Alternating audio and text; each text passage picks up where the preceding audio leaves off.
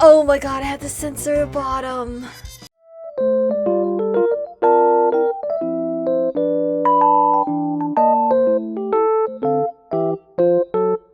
Hello Aromas, this is Aromie here. Welcome back to Tailor Tales. We're here with Caine, sending him off home.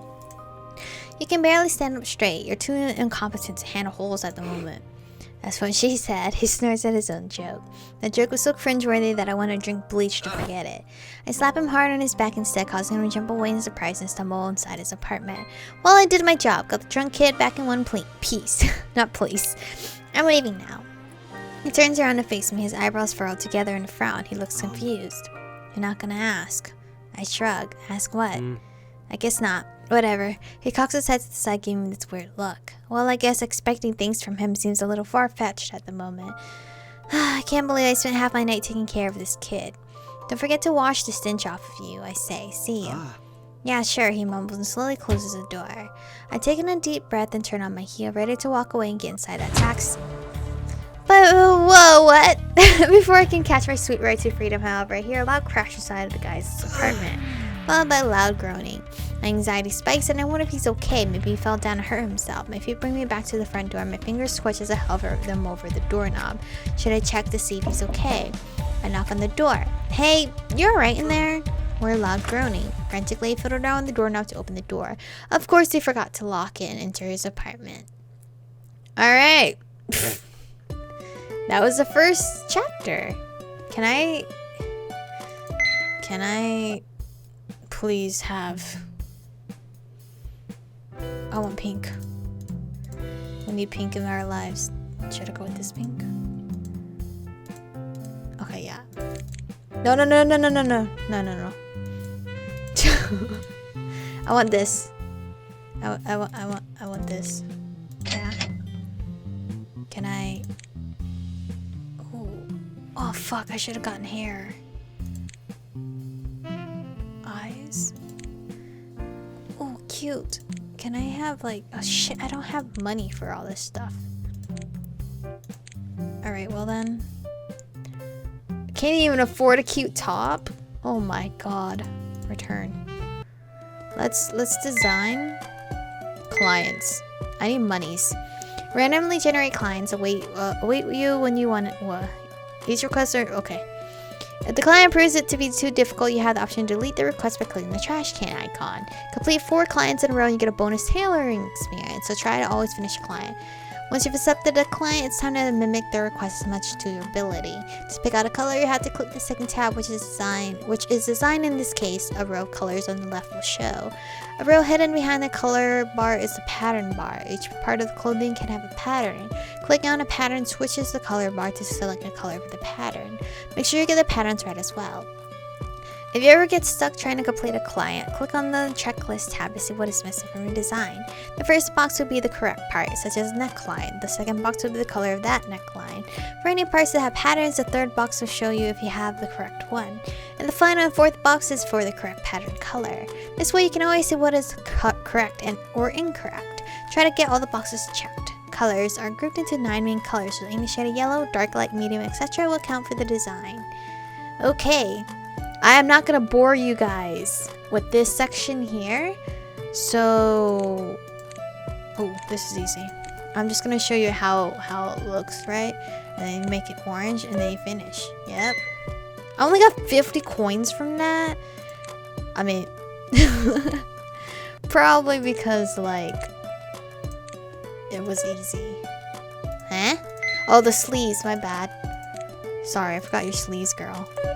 Can't have it going out like that. But I'm gonna play this for a little bit and then I'll catch you guys back with hopefully a cute outfit or something, because the girl's kind of looking not so hot right now. Alright, I spent way too long on trying to decorate my girl. That's the best she's gonna look. I think it's just the way she's like, I don't know, the shape of this top here kind of looks so not to like it's a little chunky. Like my girl looks a little chunky. I don't know, something looks off with my outfit, but I give up. We're gonna continue on with the story because I spent like almost half an hour in its own just playing this game. of the decorating part. What I see, I more or less expect. The red-headed guy is on the ground, his feet entangled with a plastic bag. He's trying to get it off of his feet, but is unable to coordinate his hands well enough to free himself. I sigh in relief. He seems to be relatively okay. Alright, let's see how... I mean, his room is not that incredibly dirty. There's a lot of jewelry here. Cute. Lots of cola. Okay. He managed to put some of the trash away. Not sure where his laundry hamper is. Why is there toilet paper over here? He likes astrology. Okay. Next to me, I turn on the light. Switch, sorry. Finally, I can see the messy state of his apartment.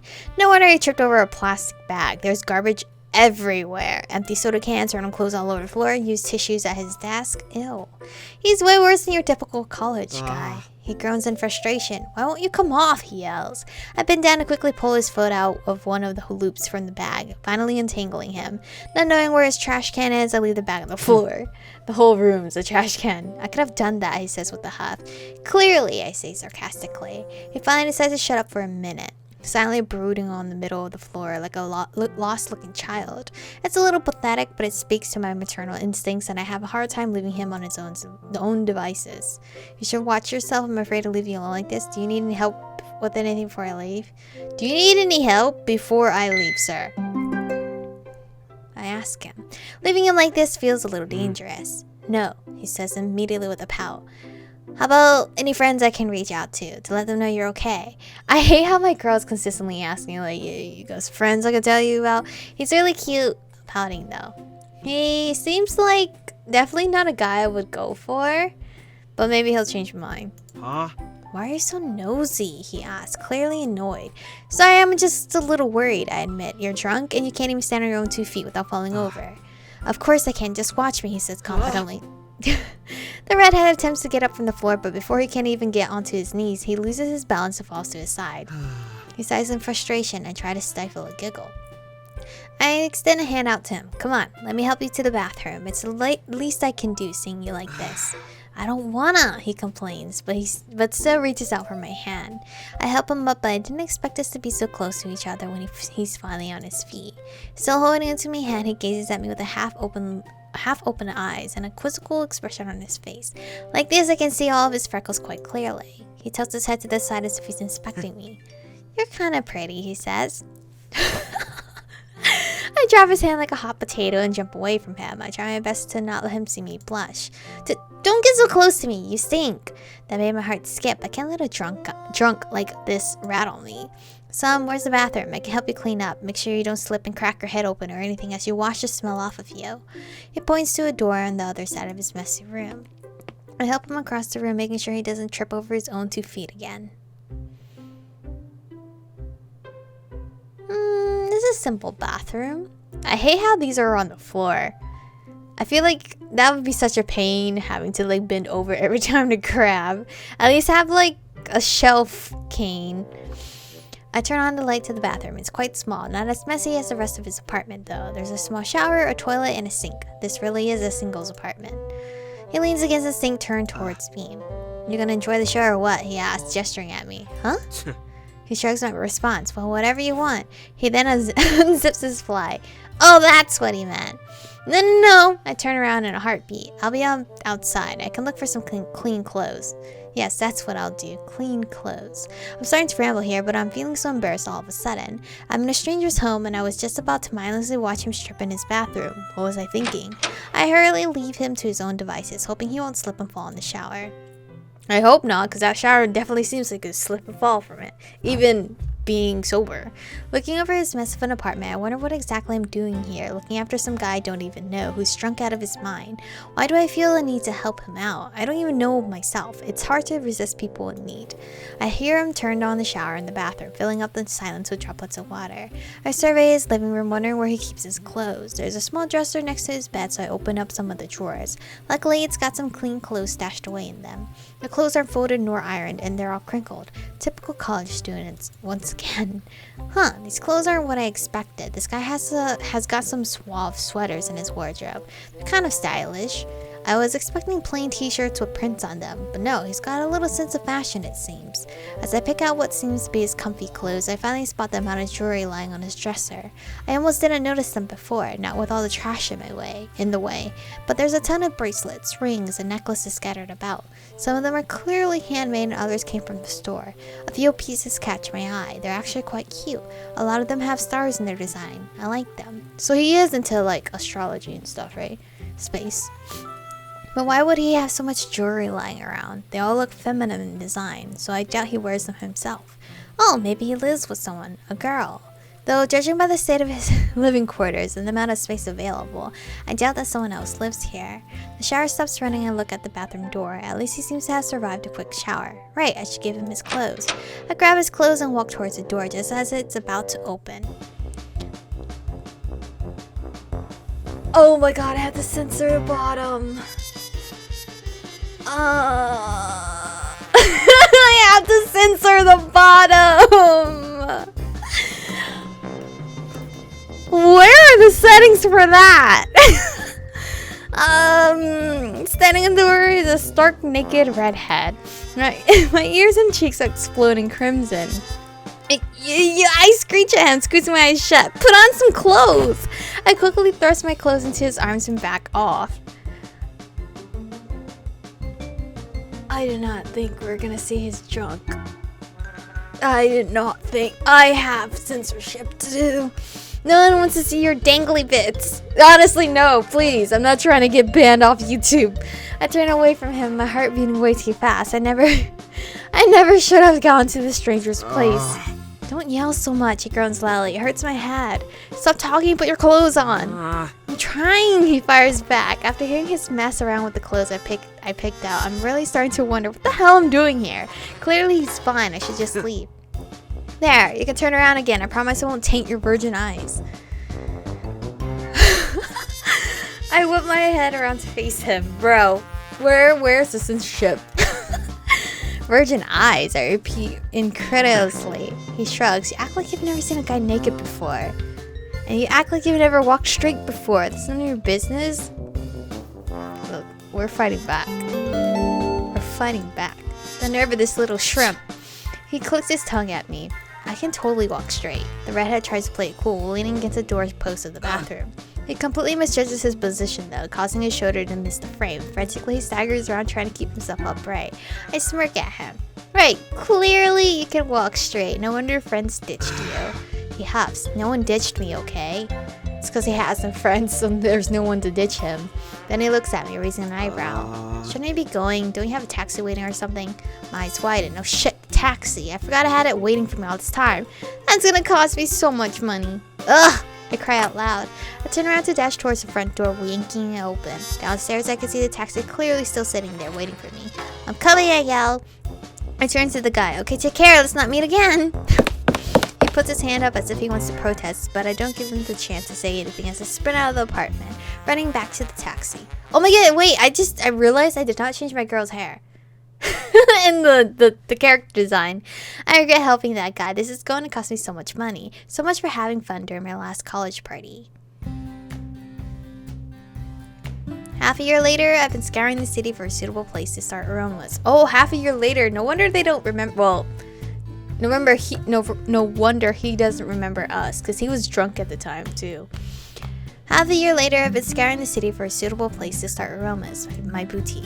Now that I've graduated fashion school and have got a bachelor's in fashion design, I can finally make my dream come true. My grandma, who passed away over a decade ago, left behind an inheritance large enough for me to kickstart my own boutique and fashion line. Way to go, Grandma! Not the passing away part. The well, you wouldn't get the inheritance unless you. Okay, never mind. Thanks, Grandma. Appreciate it. I should have named the boutique after my grandma at that point. It's been my dream ever since picking up a sewing machine when I was a little girl. Well, here it is. Aromas. I live right above the boutique as well. My career is about to start. That's like the perfect situation, you know? The inside is still empty, so it will take a lot of work to fix it up. Thankfully, I still kept in touch with Sarah, who has promised to help me out. It takes us a long time to fix up the boutique, more than a week at least, but when it's finally ready, I can't thank Sarah enough for her help. That took much longer than I thought, she says with a relief-sounding sigh. You and me both. I thought we'd be stuck laying down flooring forever. There was almost no end in sight. Well, feast your eyes on it, Michiko. Roma's is finished. I snap a picture of the finished store with my cell phone, welling up with pride. It's finally happening, my long-awaited dream of running my own boutique. Making clothes that people will wear, selling brands of clothing that people have never heard of. But first, I have to thank Sarah for her efforts. Come on, let's go to the mall and eat. My treat, you deserve it. You know, I never say no to free food, Sarah replies with a smile. We laugh together, then exit the boutique, taking a well-deserved break. Patashir! Is that how you pronounce that word? After Sarah and I had lunch at a cafe, we decided to take a stroll in the city and do a little window shopping. Those cakes look delicious. I'm throwing you a party after your opening day, Sarah says with a smile. Is that so? Sarah bumps his shoulder into me. Of course, after all that hard work, we deserve a little downtime and mingling, right? Besides, I invited some guys from college. Who knows, maybe you'll finally find someone that takes you out for a date. I shake my head. Sarah, I think I'll be too busy working to worry about some college bro who wants nothing but to party and drink beer. She shrugs. Doesn't hurt to make connections. Ah yes, my connection to beer is fundamental to my fashion, of course, I joke. I think my partying days are behind me. I didn't much enjoy the last one in college anyway. I remember I had to take some random guy home after he threw up in the bathroom. Ugh, not a pleasant memory. I promise this time I won't ditch you for Kyle. He and I are through, for real, she says sternly. I laugh at Sarah. I better hope so. Sarah and I walk past a cute craft store. Want a window shop for my future wedding ring? What do you mean? You don't have a future man yet, or present man. Sarah asks and points to the rings in the window. Who am I getting married to? Some college bro? Yuck. Wait, mine or hers? Oh, mine. I was about, wait, what? I'll laugh anyways. It is a cute shop. I think I said that last time too, because I believe this is like a repeated use one. This is a cafe though, what? As I expected, there are a lot of girls shopping around looking at all the cute crafts in the store. It's got this homey feeling. I quite like it. I walk past the jewelry section and look at some shiny necklaces, wondering if any of them would match my dresses back at the boutique. Perhaps I could buy a few of them and dress mannequins with accessories and whatnot. Then a rather odd sight piques my interest. A young man wearing a beanie quietly tiptoes around the store, hands stuffed in his pockets as if he's bored, yet his cyan eyes are captivated by the jewelry around him. Wait, isn't that? Speak of the devil, that's the guy I took home at that college party. That's him, isn't it? Sure, his red hair is mostly hidden underneath his beanie, but those eyes can't deceive me. They're so clear and memorable. After that day, I never saw him again, not even at college. But here he is, shuffling around the store, sticking out like a sore thumb. I end up hiding behind a large display without even thinking about it. Why do I suddenly feel embarrassed? Ugh, I didn't expect to run into him. I don't think he'll remember me. Homeboy was drunk out of his mind. I never even asked for his name. Should I call out to him? Would he even remember? Mind your own business. That's what I would do. He probably doesn't remember me. I should mind my own business. After all, it was only a single night several months ago. No way would he remember it. It's better if I don't involve myself with him anymore. Sadly enough, the memory is still fresh in my mind, along with the god-awful smell. That's something that is hard to forget. But my eyes keep wandering over to him. He stands out in the sea of girls. He's the only guy right now. I wonder why he's here. Perhaps he's shopping for a present for his girlfriend. He did have all that feminine jewelry at his place. I realize I know nothing about this guy, yet I'm still very curious about him. His cyan eyes left a lasting impression on me, I guess. Our eyes briefly meet for a split second. Holding my breath, he caught me staring at him. Embarrassed, I look away. I hope he doesn't remember me. I walk back to where Sarah is, trying to force myself to look away from the redhead. However, I can't help myself. My eyes start back over to where he is. He's still looking around, inspecting some bracelets at the moment. In a split second, I see the bracelet in his hand disappear. Wait, what? I blink. Where did it go? The redhead looks around. He's acting shifty. He picks another bracelet from the display, and before I know it, that one disappears as well. He's stealing! Hey! I call out. Everyone in the shop looks at me. He's stealing! I point my finger at the thief. The young man stands frozen on the spot. All eyes are on him as the clerk comes up from behind the counter to confront him. In a flash, he drops the bracelets onto the counter and starts rushing through the crowd, knocking people away from him. He sprints towards the exit in a panic. Before anyone could have done anything, the thief is gone. Wow, I can't believe he'd try to steal something. I'm baffled, actually. Should we go after him? I muse out loud. He did try to commit a crime. I'm trying my best to remember where he lives, but it's all been so long, and it was hard to see during the night. I can't recall. Sarah shakes her head. Not worth it. They've got cameras here, you know? They'll find out who it is. I guess so. I never thought anyone would steal in such a crowded store.